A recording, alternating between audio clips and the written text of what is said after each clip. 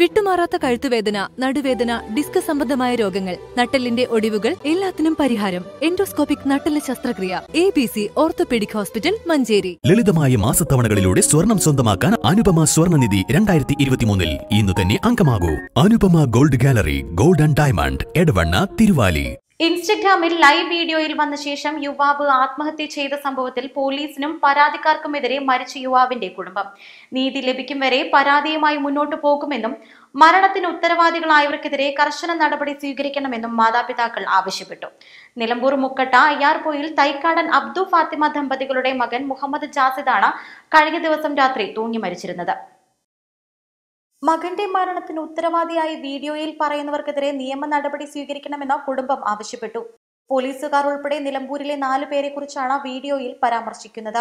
ജാസിദിനെ ആക്രമിക്കാൻ ഇവർ quotation നൽകിയിരുന്നതായും police സ്റ്റേഷനിൽ വെച്ച് മകന് പറയാനുള്ള കാര്യങ്ങൾ പറയാൻ അവസരം നൽകാതെ മൊബൈൽ ഫോണിലുള്ള തെളിവുകൾ പോലീസുകാർ നശിപ്പിക്കുകയായിരുന്നുവെന്നും മാതാപിതാക്കൾ ആരോപിച്ചു. അവന് എറണാകുളത്താണ് ജോലി, മൊബൈൽ ഷോപ്പിലാണ്.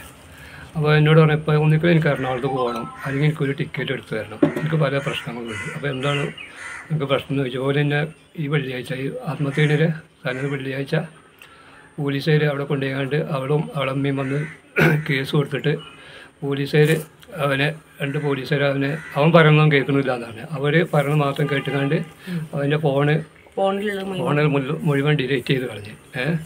അപ്പോൾ അവൻ എന്നോട് പറഞ്ഞു, ഇനിയിപ്പോൾ അവർ എൻ്റെ പേരിൽ എന്തെങ്കിലും കേസ് കൊടുത്ത് എൻ്റെ ഫോണിൽ ഒന്നുമില്ല, അവർ പറഞ്ഞ തെളിവൊന്നുമില്ല.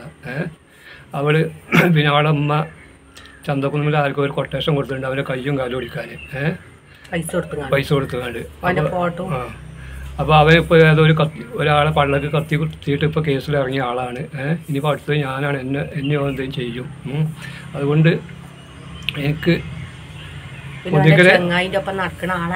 അവൻ്റെ ഒപ്പം നടക്കുന്ന ചെങ്ങായിൻ്റെ ആളെ അവൻ പോയി പറഞ്ഞതുകൊണ്ട് അവൻ വെറുതെ വിട്ടേക്ക്. അപ്പോൾ അവൻ എന്നെ എന്തെങ്കിലും ചെയ്യും. അതുകൊണ്ട് എനിക്കൊന്നിക്കലും എറണാകുളത്ത് പോകണം, എനിക്ക് ടിക്കറ്റ് എടുക്കണം എന്നാണ്. അതിന് ഞാൻ എൻ്റെ മൂത്തമാൻ ട്രാവൽസിലാണ്, അവനോട് ചെന്ന് ഇവിടെ പറഞ്ഞു. അപ്പോൾ അവൻ ടിക്കറ്റ് അവന് 39 ടിക്കറ്റ് ഓക്കെ ആക്കി. അതിന് ഉത്തരവാദി മുഴുവനും ഇവരാണ്. ഇവർ 4 പേരുണ്ട്, 2 പോലീസുകാരും. 2 പോലീസുകാരാണ്. പോലീസുകാർ ഇവൻ പറയുന്നൊന്നും കേട്ടില്ല എന്നാണ്, സമ്മതിച്ചില്ല. അനസും ജംഷനും 2 പോലീസുകാരുണ്ട്. അവർ ഈ പെണ്ണും ഇമ്മയും പറഞ്ഞ മാത്രമേ അവർ സ്വീകരിക്കും. ഇവനെ മറുപടി ഒന്നും പറയാൻ സമ്മതിച്ചില്ല എന്നാണ് പറഞ്ഞത്.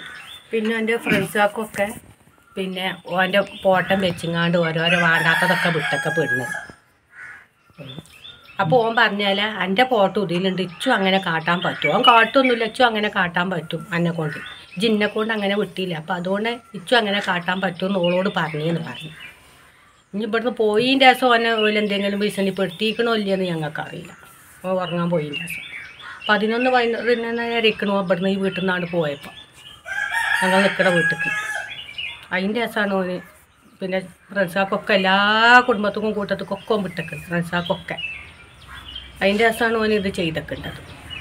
2:15 ഓല് ഇവിടെ ഓനെ തിരഞ്ഞു വന്നത് ഓൻ്റെ ഫ്രണ്ട്സുകൾ. ഞായറാഴ്ച പുലർച്ചെ 1:15ഓടെയാണ് ജാസിദ് ഇൻസ്റ്റഗ്രാമിൽ ലൈവ് വീഡിയോ ചെയ്തത്.